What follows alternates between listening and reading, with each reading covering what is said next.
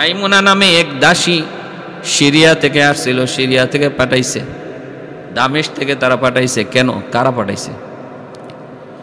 ভাইয়েরা বন্ধুরা, তাহলে একটু পিছনের দিকে যেতে হয়, পিছনের দিকে যেতে হয়, একটু খেয়াল করে শোনো। হযরত আলী রাদিয়াল্লাহু তাআলা আনহু খলিফাতুল মুসলিমিন হওয়ার পর হযরত আমির মুয়াবিয়া রাদিয়াল্লাহু তাআলা আনহু ওনার হাতে বায়াত না নিয়ে বলতেছেন, আপনি আগে উসমান হত্যার বিচার করুন। হযরত উসমান গনি রাদিয়াল্লাহু তাআলা আনহুকে কারা শহীদ করেছে এদের আগে বিচার করুন, তারপরে আপনার হাতে বায়াত নিব। কিন্তু হযরত আলী বলতেছেন, না, আগে আপনি বায়াত নেন, এরপরে পরিবেশ শান্ত করে বিচার করা লাগবে। উত্তপ্ত পরিবেশের মধ্যে বিচার করা যাবে না, পরিবেশ শান্ত করে বিচার করব। কিন্তু হযরত আমির মুয়াবিয়া রাদিয়াল্লাহু তাআলা আনহুর নজরিয়া ছিল ভিন্ন। উনি বলেন, না,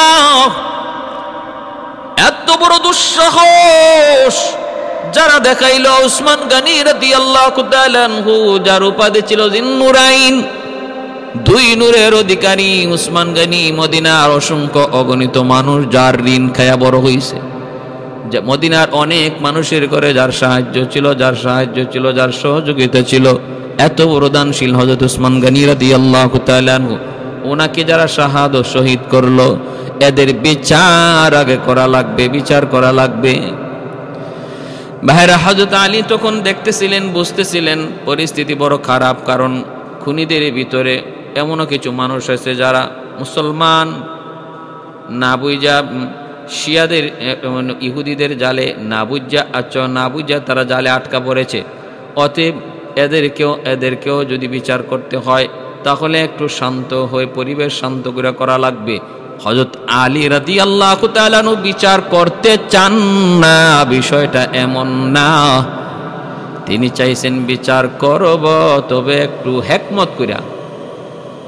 আর আমির মুয়াবিয়া রাদিয়াল্লাহু তাআলা আনহু তিনি সিরিয়াস হয়ে গেছিলেন যে না, এমনকি হযরত আম্মা আয়েশা সিদ্দিকা রাদিয়াল্লাহু তাআলা আনহাকেও তিনি বুঝাইয়া ফেলছেন আমির মুয়াবিয়া যে আলী উসমান হত্যার বিচার করে না। ভাইরা বন্ধুরা, এজন্য হযরত আমির মুয়াবিয়া রাদিয়াল্লাহু তাআলা আনহু তিনি হযরত আলী রাদিয়াল্লাহু তাআলা আনহুর হাতে বায়াত না নিয়া, তিনি ছিলেন সিরিয়ার গভর্নর, দামেস্কের গভর্নর, ওইখানের মধ্যেই তিনি বিদ্রোহ করলেন, না না, আমরা আলীর হাতে বায়াত নিব না যতক্ষণ পর্যন্ত ওসমান হত্যার বিচার না হয়। এইভাবে বিশৃঙ্খলার মধ্যে চলতেছিল। এমনকি নিজেদের মধ্যে কিছু যুদ্ধ বিগ্রহ ঘটে গেছে ভুল বোঝাবুঝির কারণে। ভাইরা বন্ধুরা, এর জন্য ইসলামের অনেক বড় ক্ষতিও হয়েছে। এরপরে যখন হযরত আলী রাদিয়াল্লাহু তাআলা আনহু শহীদ হন, শাহাদত বরণ করেন, তিনিও রাজধানী নিয়ে গেছিলেন মদিনা থেকে কুফায় হযরত আলী রাদিয়াল্লাহু তাআলা আনহু শহীদ হলেন। হযরত হাসান রাদিয়াল্লাহু তাআলা আনহুর হাতে মুসলমানরা বায়াত নিল। আরে একদিকে এক গ্রুপ দামেস্কে হযরত আমির মুয়াবিয়ার হাতে বায়াত নিল। হযরত হাসান রাদিয়াল্লাহু তাআলা আনহু তিনি বিবাদ মীমাংসা করার জন্য মুসলিম জাহানের মধ্যে দুই গ্রুপ, দুই দল, এটাকে মীমাংসার জন্য তিনি নিজের খেলাফতি বাদ দিয়ে দিলেন। আমির মুয়াবিয়া রাদিয়াল্লাহু তাআলা আনহুকে বলতেছেন, ঠিক আছে, আপনি খলিফা, তবে আপনার ইন্তেকালের পর খেলাফতির দায়িত্ব আসবে আমার হাতে। এই সন্ধিতে দুজনের চুক্তি হলো বিবাদ মীমাংসার জন্য, যে আপনারই আমি খেলাফতি দিয়ে দিলাম, আপনি চালান, আর আপনার ইন্তেকালের পরে সর্বসম্মতিক্রমে কোনো দ্বিমত থাকবে না, আমি খলিফা হব। হযরত আমির মুয়াবিয়া স্বাক্ষরও করলেন, এই হিসেবে সন্ধি হলো। ভাইরা বন্ধুরা, এজন্য আমির মুয়াবিয়া রাদিয়াল্লাহু তাআলা আনহুর ইন্তেকালের পর খলিফা হবেন কে? হযরত ইমাম হাসান রাদিয়াল্লাহু তাআলা আনহু।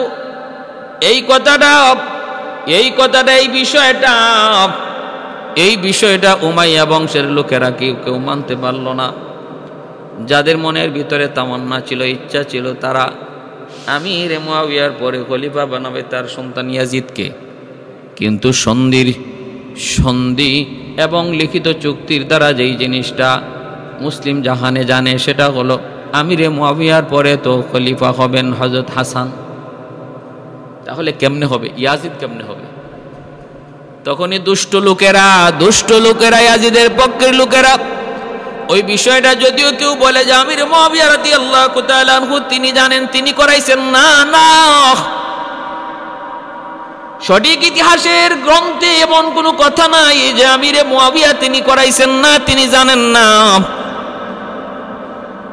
কিন্তু উমাইয়া বংশের কিছু দুষ্ট লোকেরা যারা ইয়াজিদকেই চাইছিল আমির মুআবিয়ার পরে, আমির মুআবিয়া রাদিয়াল্লাহু তাআলা আনহুর পরে তাকে খলিফা বানাবে, ওরা মাইমুনা নামে একটা মহিলাকে পাঠিয়ে দিল।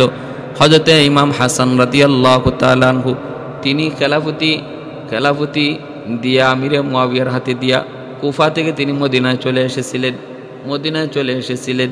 এইদিকে তারা কি করলো, মদিনায় যায় তারা আস্তে আস্তে মদিনায় ওই মহিলাটাকে পাঠিয়ে দিল মাইমুনা সে তো যায় ওই কি করলো, হযরত হাসান রাদিয়াল্লাহু তাআলা আনহুর একজন বিবির সাথে বান্ধবী আলাপ করলো, বন্ধুত্ব স্থাপন করে নিল। অল্প দিনের ভিতরে দুজনের মধ্যে একটা ভাব চলে আসলো। মহিলাদের মধ্যে দেখবেন অল্প সময়ের ভিতরে তারা বান্ধবী বানাইতে পারে, অল্প সময়ের ভিতরে তারা একজন আরেকজনের মন দিয়া দিতে পারে। লঞ্চের ভিতরে অল্প টাইম, কেবিনের মধ্যে একজন মহিলা আর একজন মহিলার সাথে পরিচয়, সেই পরিচয়ে দেখা গেল সারা রাত চলে যায় গল্প করে করে, এমনকি নামার সময় একজন আরেকজনের ধরে কাঁদেও, কাঁদে কিনা, একজন আরেকজনের সাথে কান্নাকাটিও করে। কি ভাব! তাহলে বোঝা গেল মহিলাদের মধ্যে দিল নরম, তো অল্পতে ওরা একজন আরেকজনের মন দিয়া দেয়, ভালোবাসা মহব্বতের ভাবটা তাদের অন্তরে বেশি। এজন্য মা বোনদেরকে বলবো একটু হুশে গুষে দিল নরম হলেও একটু হুশ রাখা দরকার, একটু ভাবা দরকার, পরিণতি কি হতে পারে সেটাও ভেবে দেখা উচিত। হারাম কোনো কিছুর ভিতরে আরাম নাই, হারামের ভিতরে শুধুমাত্র কষ্ট, হারামের মধ্যে কোনো আরাম নাই। আরাম হলো আল্লাহ হালালের মধ্যে রাখছেন, আল্লাহর বিধানের মধ্যে রাখছেন। হযরত হাসান রাদিয়াল্লাহু তাআলা আনহু স্ত্রীর সাথে, বিবির সাথে এই মাইমুনা নামক গুপ্তচর যে মহিলা যে এসেছে বিষ নিয়া, ওই উমাইয়া বংশের কিছু লোকদের দ্বারা প্রভাবিত হইয়া যে তুমি যাও আর এই বিষটা গোপনে অগোচরে হাসানের খাদ্যের মধ্যে মিশিয়ে দিবা, আর বাকিটা যা করা লাগে আমরা করব, তোমার যেন দোষ না হয়, তোমার যেন কোনো দোষে না পায়, সেটা যা করা লাগে আমরা করব। মাইমুনার সাথে এমন ঘনিষ্ঠ সম্পর্ক হয়ে গেল, এখন দেখা যায় দুজন এক টেবিলে বৈশা গল্প করে, এক বাগ্যরে বৈশা খানা খায়, এক পাতিলে বৈশা খানা খায়। সে তো আইসে দুরভিসন্ধি লইয়া চালাক চতুর এক মহিলা। এ ভাই এ পানি খাইতে গেল, কয় একটু পানি দিবা। মাইমুনা যখন কয় পানি দিবা, তখন হযরত ইমাম হাসান রাদিয়াল্লাহু তাআলা আনহুর স্ত্রী গালিবান জুবাইদা সে বলতেছে, যাও তুমি নিজের হাতে লইয়া পানিটা খাও। যখন পাকঘরেও যায় ঢুকে, পাতিলের মালিক হয়ে গেছে এখন মাইমুনা। যেই পাত্রে হাসান রাদিয়াল্লাহু তাআলা আনহুকে পানি দেয়া রাখতো ওনার স্ত্রী, যে গ্লাসের মধ্যে, এই গ্লাসে এখন মাইমুনায় পানি দেয়, এতটা বিশ্বাস অর্জন করে নিয়েছে। এই সুযোগটারই অপেক্ষায় ছিল মাইমুনা, এই সুযোগটারই অপেক্ষায় ছিল। ভাইরা বন্ধুরা, হযরত হাসান রাদিয়াল্লাহু তাআলা আনহুর বিবি অগুচরে ওই পানির মধ্যে সে বিষ মিশিয়ে রাখলো, প্রচন্ড কঠিন আকারের বিষ মিশিয়ে রাখলো, এবং ওই রাতেই সে এই মদিনা ছেড়ে কুফায় চলে আসলো। ইমাম হাসান রাদিয়াল্লাহু তাআলা আনহু তিনি যখন ইন্তেকাল করেন, শহীদ হয়ে গেলেন বিষ পান করে। ভাইরা বন্ধুরা, অসুস্থ হয়ে গেলেন। এর আগে ওনাকে দুইবার করা হয়েছে, এতটা বেশি ছিল না, এটা হলো তার লাস্ট ফাইনাল। ভাইরা বন্ধুরা, হযরত হুসাইন রাদিয়াল্লাহু তাআলা আনহু অসুস্থ অবস্থায় ভাইকে জিজ্ঞেস করেছিলেন, ভাইরে একটু বলো না, কে তোমার বিষ পান করাইছে? হযরত হাসান রাদিয়াল্লাহু তাআলা আনহু এত শান্ত দিলের মানুষ ছিলেন, এত শান্ত, এত মুত্তাকি, এত পরহেজগার। ওযুর সময় চেহারা যার বিবর্ণ হয়ে যাইত। তিনি বলেন, ভাই আমি তোমারে বলবো না, যদি নাম বলি তাহলে তুমি তারে হত্যা করে ফেলবা। না না, আমি চাই না, আমি যারে মনে মনে ভাবতেছি সেই যদি হয় আল্লাহ তার বিচার করবে, আর যদি সে না হয় তাহলে তুমি তারে যদি হত্যা করো আল্লাহর আদালতে তুমিও জালেম আমিও জালেম হয়ে যাব। অতএব না, সন্দেহের কারণে আমি নাম বলতে পারবো না, যদিও আমার সন্দেহ ঠিক, কিন্তু এরপরও কিছু সন্দেহ। ভাইয়েরা বন্ধুরা, ইন্তেকাল হয়ে গেল হযরতে হাসান রাদিয়াল্লাহু তাআলা আনহু বিষ পান করানোর মাধ্যমে। ওই অবস্থায় তখন বিষ পান করে এখনো সে কিন্তু দামেশ যাইতে পারে নাই, মাইমুনা এখনো দামেশ যাইতে পারে নাই, খালি একটা আওয়াজ পাইছে যে কাম গইটে গেছি গা। এমনি উমাইয়া বংশের লোকরা জায়গায় জায়গায় লোক সেট করা, সবাই বলতেছে যে ও হাই হাই হাই হাই ইন্না লিল্লাহ, শুনছো হাসানের স্ত্রী জুবাদা হাসানকে বিষ খাওয়ায়া মেরে ফেলেছে। কে করেছে কে করেছে, হাসানের স্ত্রী করেছে, কে করেছে কে করেছে, হাসানের স্ত্রী করেছে, কে করেছে, এক আওয়াজ। এটা শিখায় দিছে তাদের লোক যে যেখানে আসিল। মদিনায়ও যার খলিফা ছিল, মদিনায় তাদের যে গভর্নর ছিল তারেও এই কথা শিখাইয়া দিছে, যত জায়গায় এই কথা, সব দোষ যেন হাসানের স্ত্রীর উপরে পড়ে। আল্লাহর বান্দি সারাটা জীবন কান্না করে করে কাটায় দিয়েছেন, কান্না করে করে কাটায় দিয়েছেন, আর আল্লাহর কাছে বিচার চাইছেন। আল্লাহর কাছে বিচার চাইছেন, মালিকা তুমি তো জানো আমি বিষ খাওয়াই নাই, আমি কোনো অপরাধ করি নাই, যে অপরাধ করেছে আল্লাহ তুমি তো তারে দেখছো। ভাইরা বন্ধুরা, জন্য বলতেছিলাম, নবী বলেন, আল্লাহর নবী বলেন, লা ইউমিনু আহাদুকুম হাত্তা আকুনা আহাব্বা ইলাইহি মিন ওয়ালিদিহি ওয়া ওয়ালাদিহি ওয়ান নাসি আজমাইন। এইভাবে আমার নবী, রহমতের নবী, পরিবারের সাথে আমার আপনার মহব্বত থাকতে হবে। সাবধান, নবী পরিবারের উপরে কোনো ধরনের বিন্দু পরিমাণ যদি আমাদের সন্দেহ জাগে, খারাপ চিন্তা জাগে, নিঃসন্দেহে আমি বেঈমান, ঈমান থাকবে না। নবীর ব্যাপারে যেমন আমার কোনো সন্দেহ নাই, নবী পরিবার আহলে বায়াতের ব্যাপারেও আমার কোনো অভিযোগ থাকতে পারে না। তাদের তরফ থেকে কোনো ভুল ত্রুটি আল্লাহ পাক ভুল ত্রুটি হওয়ার সুযোগই দেন নাই। আল্লাহ নবী পরিবারকে সর্বদা মাহফুজ রেখেছেন, মাহফুজ হতেই পারে না। আল্লাহ পাক রব্বুল আলামিন কি পরিমাণ মহব্বত, কি পরিমাণ ভালোবাসা নবীকে এবং নবী পরিবারকে আল্লাহ নিজে করতেন। একটা ঘটনা শুনুন। হযরত জুনাইদ বাগদাদী রহমাতুল্লাহি আলাইহি বহুত বড় আল্লাহর একজন ওয়ালি। এই জুনাইদ বাগদাদী রহমাতুল্লাহি আলাইহি, ভাইরা বন্ধুরা এবার শুনুন তাহলে, তিনি তো প্রথমেই আল্লাহর ওয়ালি ছিলেন না, তিনি ছিলেন একজন বহুত বড় কুস্তিগীর। শুধু বাগদাদ নয়, আরব জুড়ে তার প্রশংসা ছিল, তার শক্তির প্রশংসা ছিল, তার বাহাদুরির প্রশংসা ছিল। বাদশাহ একদিন অনুষ্ঠান করলো, ঘোষণা করলো আজকে পাহলওয়ানদের প্রতিযোগিতা হবে। জুনাইদ বাগদাদীর সাথে কারা কারা লড়তে চাও একটু নাম লিস্ট করো, তালিকা করো। একে একে তালিকা করে করে সবাই একে একে জুনাইদ বাগদাদীর সাথে কুস্তিতে প্রতিযোগিতা করার জন্য যত শক্তিধর মানুষ ছিল আরব জুড়ে সবাই হাজির হয়ে গেল। শাহী পুরস্কার দেওয়া হবে যে জিতবে, বাদশার পক্ষ থেকে শাহী পুরস্কার। ভাইয়েরা বন্ধুরা, ওই শাহী পুরস্কারের আশায় সবাই তো এসেছে জুনাইদ বাগদাদীর সাথে, তারা লড়বে। একজন একজন করে লড়ে, একজন একজন করে পরাজিত হয়, সামনে টিকতেই পারে না, ধরাশায়ী হয়ে যায় এক ধাক্কাতে। সব হেরে গেল, একজন বাকি রইল। 70 থেকে 80 বছরের একজন বৃদ্ধ, শরীর কাঁপতেছে, একজন মানুষ, গায়ে শক্তি নাই, বড় দুর্বল। ওই মানুষটা কাঁপতে কাঁপতে আইসা বলতেছে, যাবো না, আমি জুনাইদ বাগদাদীর সাথে লড়ব।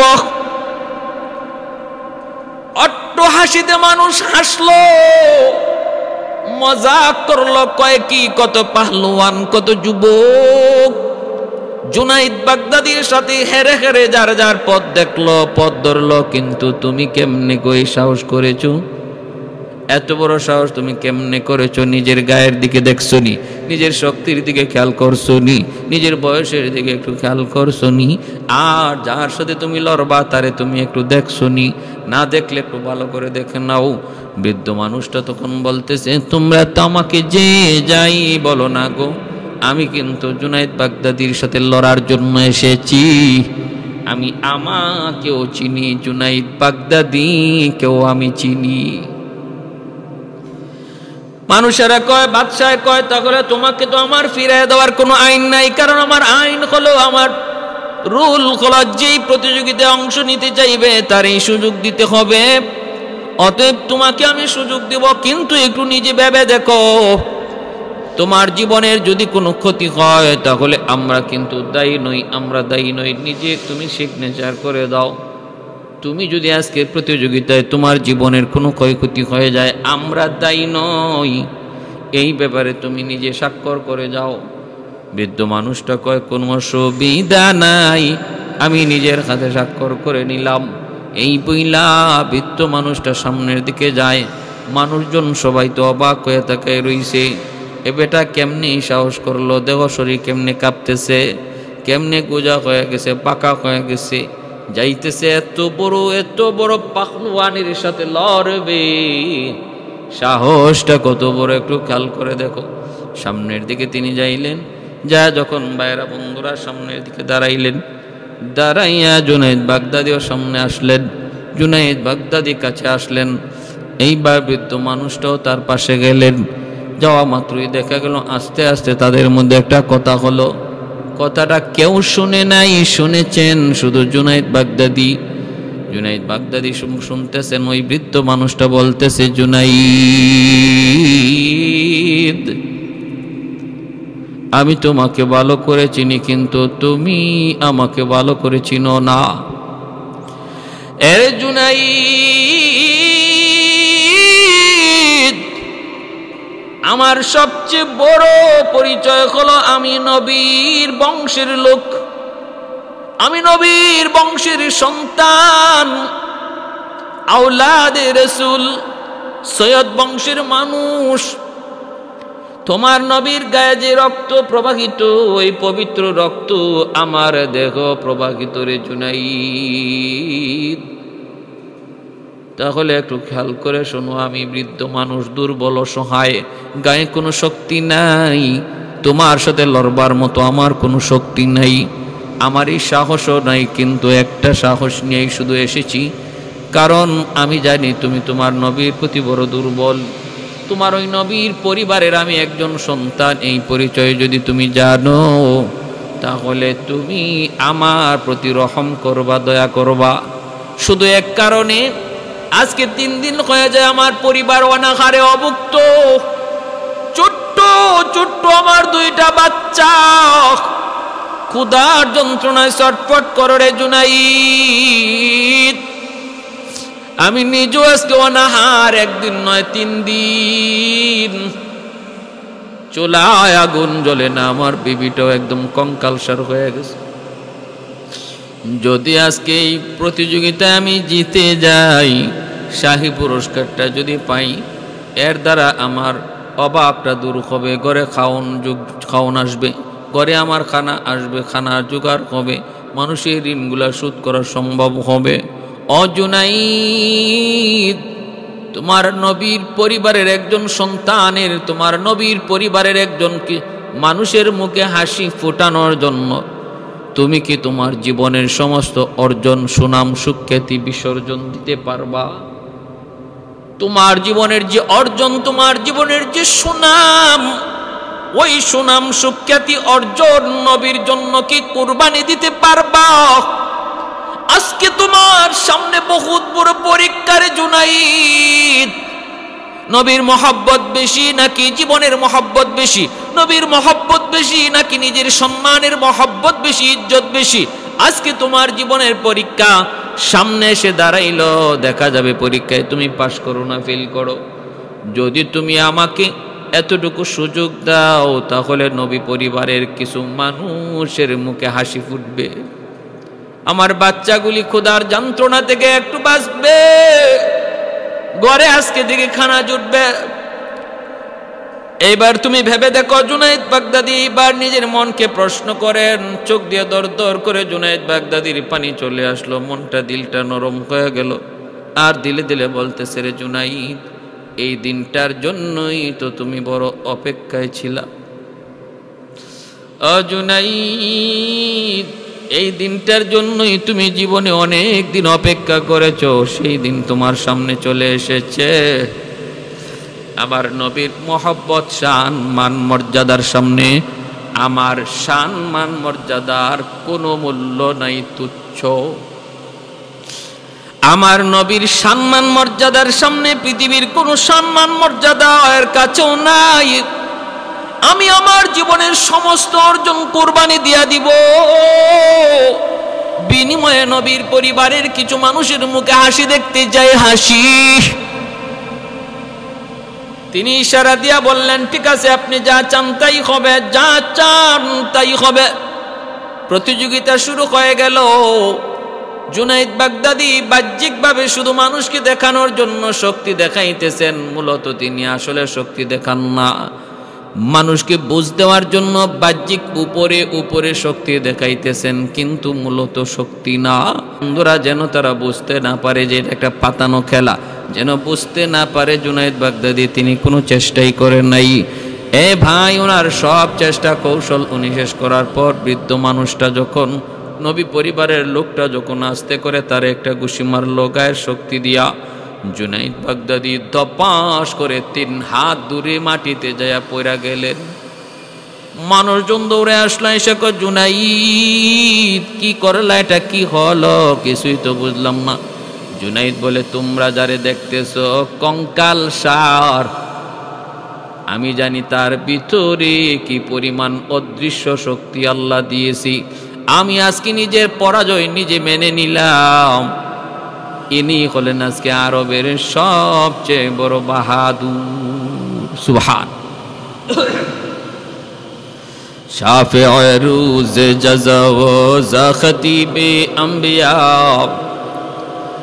শাফি'য়ে রুজ জাযা ওয়া যা খতীবে আম্বিয়া, সাহিবে হাউজ লিওয়া জিল্লে খুদা রুজ আতীদ, সাহেবে হাউজ লিওয়া জিল্লে খুদা রুজ আতীদ, সাহেবে আসরার উনাম মুসে আকবর বরমালা, ইলমে ও আজ আউয়ালিন ও আখিরি अंदर मजीद, इल्मे उ अज अव्वलिन व आखिरी अंदर मजीद, रहमतुल लिल आलमी खंदश खुदाउंद करीम, खल्क खुल्क कौल फेलो हादिय सिमते उ हमीद।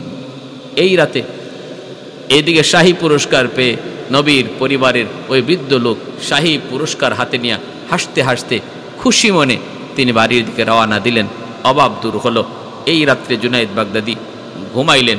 স্বপ্ন যুগে আমার মরুর দুলাল রহমতের নবী মায়ার নবীর সাথে সাক্ষাৎ হয়ে গেল।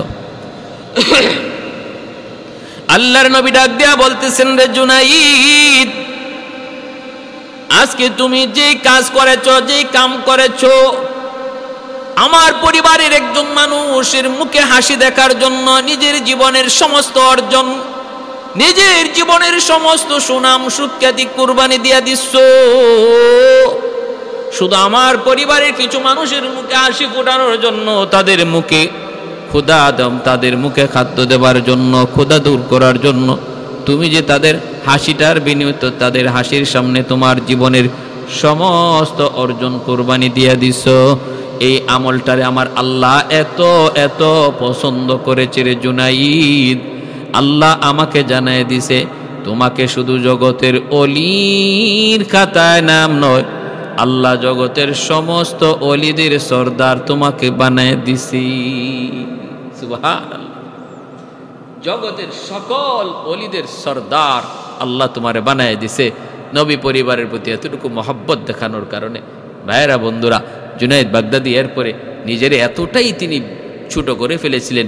এতটাই বিনয় তার অন্তরের মধ্যে এসেছিল যে মসজিদের ভিতরে একদিন বলা হচ্ছে সবচেয়ে নিকৃষ্ট মানুষটা কে, মসজিদ থেকে বের হও। দেখা যায় সাধারণ মানুষের ভিতর থেকে জুনাইদ বাগদাদি সবার আগে মসজিদ থেকে বের হয়ে যাচ্ছেন। ওনার পিসাবকে জানানো হলো জুনাইদ এরকম করেছে। পিসাব বলতেছে এই আমলটাই জুনাইদকে জুনাইদ বানাইছে, জুনাইদকে জুনাইদ বানাইছে। সে তো নিজের ভিতরে যত অহংকার, নিজের ভিতরে যত আমিত্ব, নিজের যত বড়াই, সব সে আল্লাহ এবং রসুলের সামনে একদম কুরবানি দিয়ে দিছে। তার জীবনের সমস্ত অর্জনটারে মুহূর্তের ভিতরে ধুলায় মিশাইয়ে দিছে আল্লাহর নবীর খাতিরে। এজন্য আল্লাহ তারে এত মাকাম, এত মর্যাদা, এত উঁচু আসন আল্লাহ তারে দান করেছে। প্যারে হাজিরিন, এজন্য আসুন আমরা আমাদের দিল দিয়া, আমরা আমাদের মন দিয়া নবীকে, নবী পরিবারকে মহব্বত করি, নবী পরিবারের প্রতিও আমাদের শ্রদ্ধা রাখি, এবং আল্লাহর নবীর সম্মান এবং নবী পরিবারের উপরে যদি কেউ কটাক্ষ করে তখন আমার গায়ে যদ্দূর শক্তি আছে, প্রতিবাদের যদ্দূর ভাষা আছে, প্রতিবাদের যত ক্ষেত্র আছে, সমস্ত ক্ষেত্র থেকে, সমস্ত ভাষা দিয়ে, সমস্ত লিখনি দিয়ে আমরা দুশ্মনের মোকাবেলা করতে প্রস্তুত থাকব, যেন হাসরের মাঠে আমার নবীর শাফাআত পাই। আল্লাহ আমাদের সবাইকে আমল করার তৌফিক দান করুন।